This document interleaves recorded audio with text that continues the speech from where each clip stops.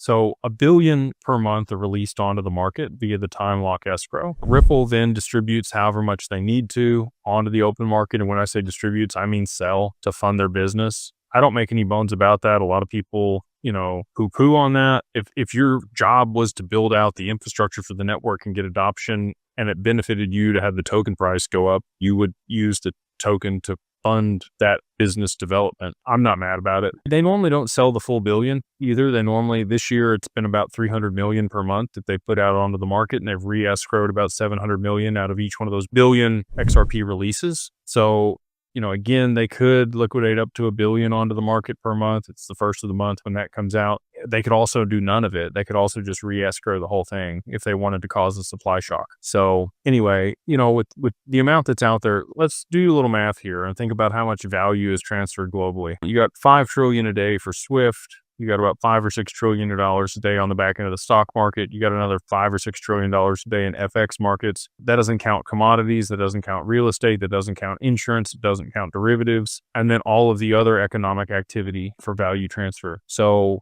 we'll just call it roughly derivatives and everything, $100 trillion a day that needs to be settled. You need a lot of a token out there in circulation to be able to, even at a decently high price, to be able to settle all of that money and value between counterparties. So the people out there that are telling you there's too much in supply and it's never going to be a high price, they don't understand the actual value transfer globally on a daily basis and the volume that was going to be moving over that network and needs to be settled on the back end. So just, again, you can do the math on that, be like a 5-digit XRP, which just happens to be what it's built to be to settle all of that value. It's been stated by David Schwartz and Arthur Brito and many other people that helped develop and build the XRP ledger. XRP is meant to operate at $10,000 plus if it is going to be the global backbone for settlement, which again, I'm extremely confident that is where it ends up.